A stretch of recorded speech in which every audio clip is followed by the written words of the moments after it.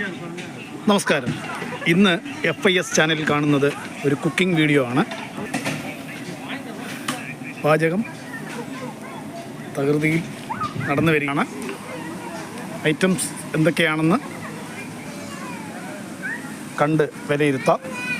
നല്ല സുഗന്ധമുള്ള മട്ടൻ കറിയാണ് ഈ അടുപ്പിൽ കാണുന്നത്. നല്ല സുഗന്ധമുള്ള മട്ടൻ കറിയാണ്, നല്ല ഫ്ലേവറാണ്. ഈ വീഡിയോ എടുക്കുമ്പോൾ ഇതിൻ്റെ വർക്ക് പൂർത്തിയായിട്ടില്ല, വർക്ക് നടക്കുന്നേ ഉള്ളൂ. ഏതാണ്ട് 300 പേർക്കുള്ള ബിരിയാണിയാണ്. ബിരിയാണിയുടെ റൈസാണ് അടുപ്പിൽ കിടക്കുന്നത്.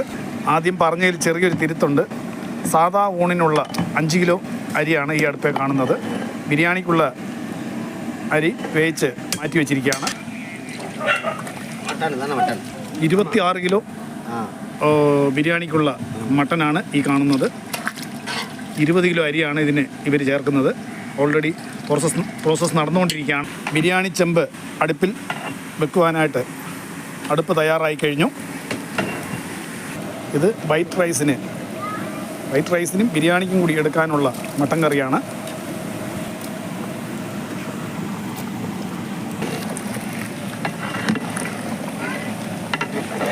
$10 കിലോ മട്ടൻ കറിയാണ്. വൈറ്റ് റൈസിന് കൊടുക്കാനും ബിരിയാണിക്ക് ഗ്രേവി വേണമെന്ന് ആഗ്രഹിക്കുന്നവർക്ക് വേണ്ടി കൊടുക്കാനും കൂടിയാണ് 10 കിലോയുടെ മട്ടൻ കറി അടുപ്പിൽ റെഡിയായിക്കൊണ്ടിരിക്കുന്നത്.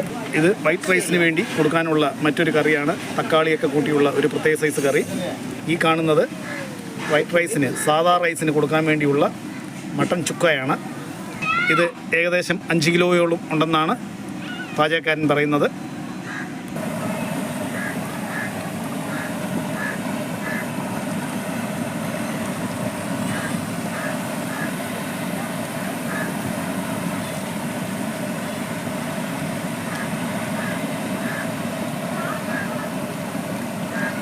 ബിരിയാണി ചെമ്പ് അടുപ്പിൽ കയറാനുള്ള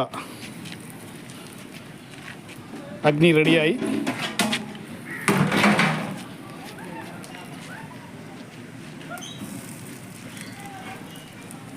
അടുത്ത് പോയി ക്യാമറ ഷൂട്ട് ചെയ്യാൻ പറ്റുന്നില്ല, തീയുടെ ചൂട് ഭയങ്കരമാണ്.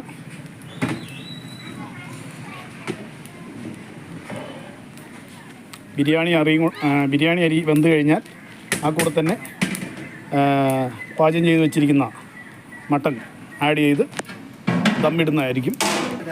ഇതിനോടൊപ്പം ഉള്ള കറികളെന്ന് പറഞ്ഞാൽ സലാഡ്, പിക്കിള്, പിന്നെ ബിരിയാണി വേണ്ടാത്തവർക്കുള്ള സാധാ വൈറ്റ് റൈസിനുള്ള കറികളാണ് കുറച്ച് മുമ്പ്